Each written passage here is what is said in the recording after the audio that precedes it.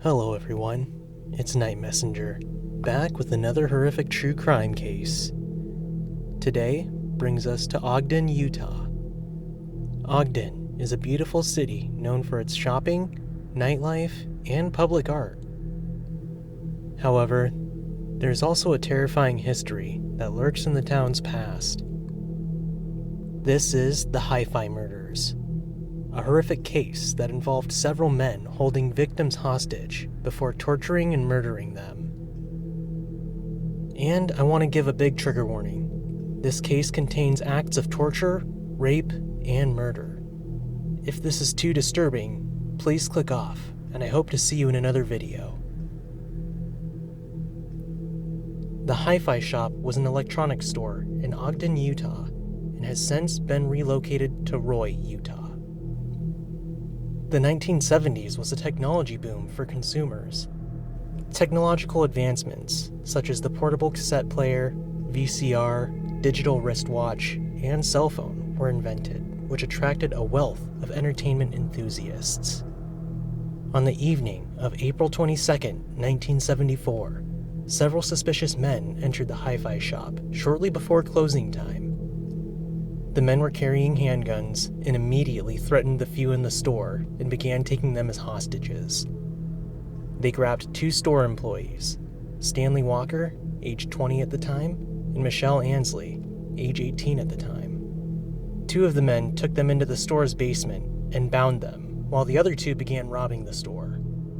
During this time, a 16-year-old boy, Courtney Nisbet, dropped by to thank Stanley for allowing him to park his car in the store's parking lot earlier so he could run a few errands.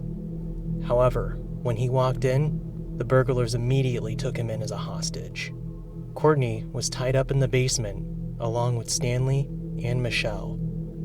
Later that evening, Orrin Walker, Stanley Walker's 43-year-old father, became worried that his son had not returned home, and so he decided to go to the store as well. And Courtney Nisbet's mother, Carol Nisbet, also arrived at the shop later that evening looking for her son, who was late getting home. This is when both Orrin and Carol were taken in as hostage as well and tied up in the basement. With 5 people now held hostage in the basement, Dale Pierre, one of the burglars, told William Andrews, one of his accomplices, to get something from their van. William left, then returned with a bottle in a brown paper bag.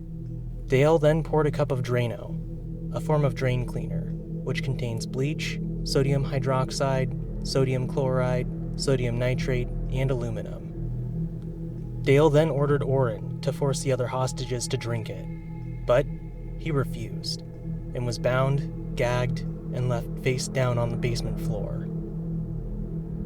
And before continuing, I want to give a huge trigger warning.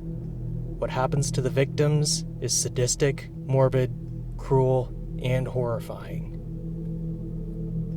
Dale and William propped the hostages into sitting positions and forced them to drink the Drano, telling them it was vodka laced with sleeping pills. This immediately caused blisters on the victims' lips, burned their tongues and throats, and peeled the flesh around their mouths.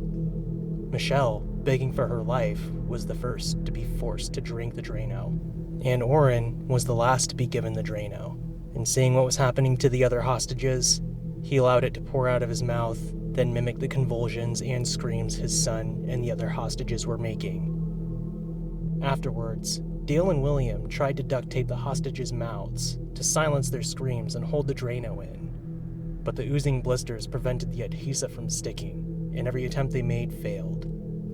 Little time had passed, and Dale became angry because the deaths were taking too long. Dale thought the Drano should have poisoned them, but it only made the hostages sick. Dale's anger increased when he realized the situation was too loud and messy. He would then shoot Carol and Courtney Nisbet in the back of their heads. Dale then shot at Orrin Walker, but missed. Frustrated, Dale shot at Orrin's son, Stanley, before shooting again at him, this time grazing the back of his head. Afterwards, Dale took Michelle to the far corner of the basement and forced her at gunpoint to remove her clothes. Dale then told William to leave for about 30 minutes. And when William left, Dale repeatedly raped Michelle. After he was done, he allowed her to use the bathroom while he watched. Then he dragged her, still naked, back to the other hostages, threw her on her face, and fatally shot her in the back of the head. Before her death, Orrin stated that Michelle's last words were, "I am too young to die."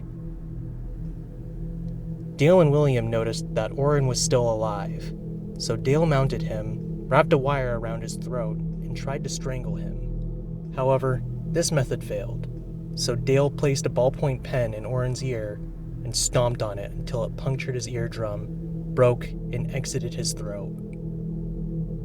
Dale and William then went upstairs, finished loading equipment into their van, and left. The bodies were discovered almost 3 hours later by Orrin's wife and other son, who came to the store to look for both Orrin and Stanley. When Orrin's son heard noises coming from the basement, he immediately broke down the back door, and once the two witnessed the crime scene, they were horrified, and Mrs. Walker immediately contacted Ogden police. After some time had passed, the Ogden police finally arrived at the electronics store, and among them was George Throckmorton, a forensic crime scene specialist for the department. When George arrived, he stated, "When I got there was a man with a pen stuck in his ear running around. We found chilling details. The first thing we noticed was that there were 4 people down there who had been tied up. Their feet had also been tied up, with the exception of the one girl who had been raped and killed. She was shot. They were given Drano, and when the people in the basement found out it didn't kill them because they got sick and threw up, they gave them Drano again and put tape over their mouth so they couldn't throw up. And when that didn't happen, they went around and started shooting them." Robert Newey, the prosecutor for the Hi-Fi murders, would also state, "When I went in to view the crime scene, I couldn't believe what I saw. I couldn't believe what happened. Particularly in Ogden, it was very grisly. It was so needless." After locating the bodies, responding officers confirmed Stanley Walker and Michelle Ansley were dead. Carol Nisbet was taken by ambulance to the St. Benedict's Hospital, but was pronounced dead on arrival. However, Courtney Nisbet and Orrin Walker were miraculously alive and barely conscious. Courtney wasn't expected to live, but miraculously survived. However, he was hospitalized for 266 days before being released, and had not only severe and irreparable brain damage, but life-altering injuries caused from the Drano. Orrin, in serious condition due to the 5 attempts made on his life, also survived, with extensive burns to his mouth and chin, as well as damage to his ear caused by the pen. Orrin also managed to give officers a description of his attackers. He told them that 2 black men had held the group hostage, stating that the taller of the 2 talked more, while the shorter man has a Caribbean accent and was quieter. Hours after news of the crime broke, an anonymous Air Force employee called the Ogden police and told them that William had confided to him months earlier, stating, "One of these days, I'm gonna rob that hi-fi shop. If anybody gets in my way, I'm gonna kill them." And after this call, more evidence would surface. A few hours after that phone call, 2 teenage boys found a wallet and other items that belonged to the Hi-Fi victims at Hill Air Force Base while dumpster diving, which was also close to the barracks where Dale and William lived. The police then arrived to gather evidence and hopefully identify the suspects. Among the police was Detective Deloy White, who knew the killers had to be nearby. As the police began gathering evidence, Detective White watched the airmen, who began gathering closely, curious about the investigation and what was going on. Detective White would then pick up and wave each piece of evidence in the air with tongs as he removed it from the dumpster. And this is when he noticed that most of the airmen watched in silence, except for 2 men. The 2 were pacing around the crowd, speaking loudly and making frantic gestures with their hands. based on the two men's reactions to the evidence, they were brought in for questioning and were identified as Dale Pierre and William Andrews. Dale Pierre was also a suspect in another murder involving an auto theft ring, and Detective White knew he had to be involved with the hi-fi murders. During this time, a search warrant was issued for their barracks, and when searching the barracks, police found flyers for the hi-fi shop and a rental contract for a unit at a public storage facility. When investigators returned to Dale, they noticed he was talking nonstop to the police. Dale was then shown the lease agreement, and his demeanor changed immediately. He tried saying that they went to the storage unit, which was a few blocks away from the hi-fi shop, but they were never at the store. Now, the police didn't buy this, and then issued another search warrant for the storage unit, where they found different stereo equipment. They identified the serial numbers, which matched the hi-fi shop, but more importantly, they found a half-empty bottle of Drano. With all of this evidence, the police knew they had the suspects in their hands. And a few weeks later, a third airman, Keith Roberts, was taken into custody after he was identified through questioning on a base as a participant in the robbery. Now, the police knew there had to be more people involved, but they only had enough evidence to convict the 3 enlisted U.S. Air Force soldiers: Dale Selby Pierre, William Andrews, and Keith Roberts. The 3 others involved were never caught. The 3 men were then charged with first-degree murder and aggravated robbery, and the joint trial began on October 15, 1974 in Farmington. During the trial, it was revealed that Dale and William had robbed the store with the intent to kill anyone they encountered. And a few months prior, they had actually been looking for ways to commit the murders quietly and clean.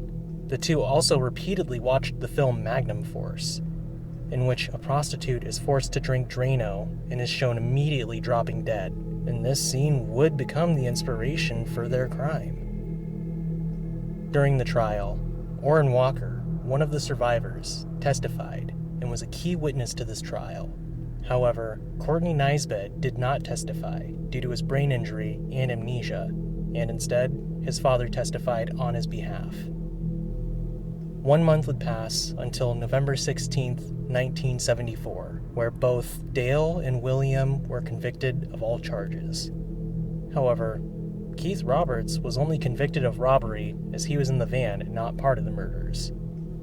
4 days later, Dale Pierre and William Andrews were sentenced to death, while Keith Roberts was sentenced a minimum of 5 years to life in prison, and was eventually paroled in 1987. While in prison, Dale and William got exactly what they deserved. They became notoriously hated prisoners at the Utah State Prison and were particularly reviled on death row. Nobody gave them any favors, and all of the prisoners in there hated their guts and wanted to murder them themselves. Before Dale Pierre's death, he did try to seek clemency for his crimes. However, they failed. During the clemency hearing, he stated, "The crime just took a course of its own. It wasn't planned that way. People kept coming in and I just panicked." However, Orrin Walker testified and called Dale a sadist and said that he deserved to die.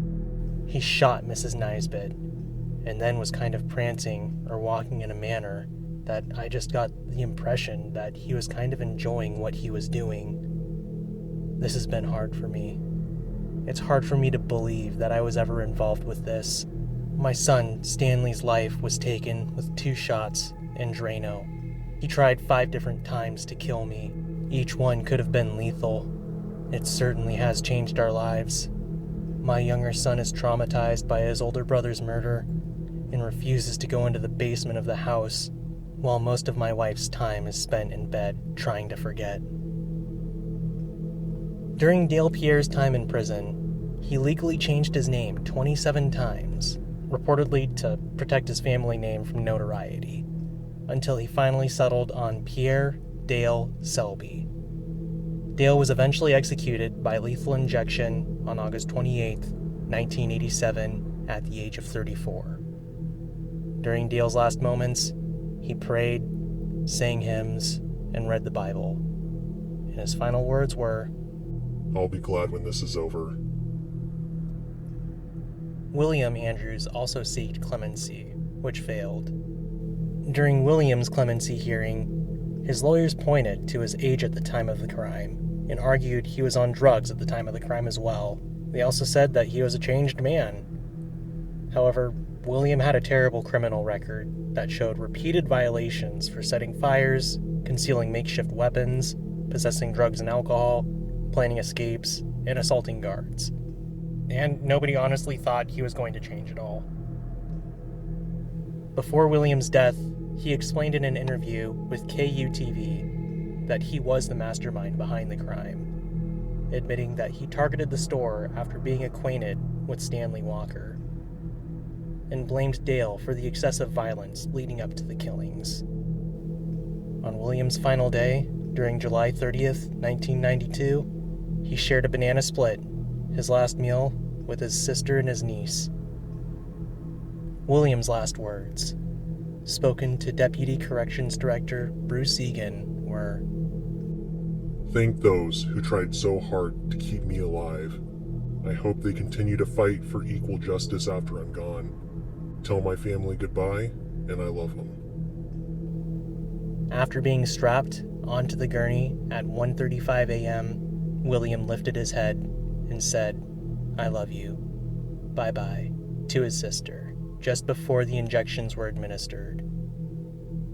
He was declared dead at 1:46 a.m. at the age of 37. Keith Roberts was paroled on May 12, 1987, after nearly 13 years in prison, and moved to Chandler, Oklahoma, to live with his relatives until he committed suicide on August 8, 1992, barely a week after William Andrews' execution. This is the Hi-Fi Murders, one of the most heinous and horrific crimes that have ever taken place in Utah. Although there has been controversy in this case due to the murderers' ages at the time of the crime, I believe that Dale Pierre and William Andrews were unapologetic monsters who brutalized innocent people just to fulfill their crime fantasies. Michelle Ansley was an innocent 18-year-old girl who had only been hired a week before she was raped and shot to death.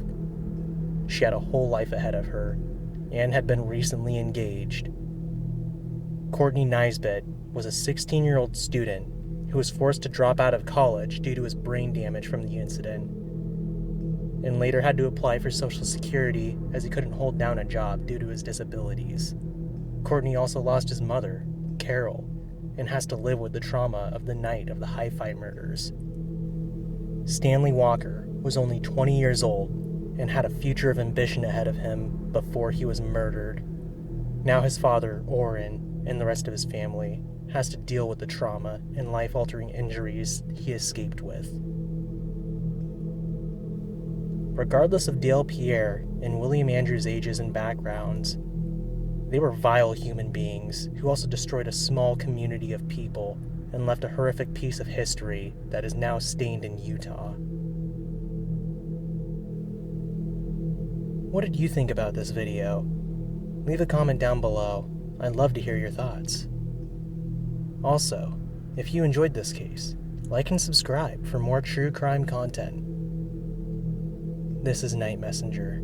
Thank you for watching, and I will see you all in the next video.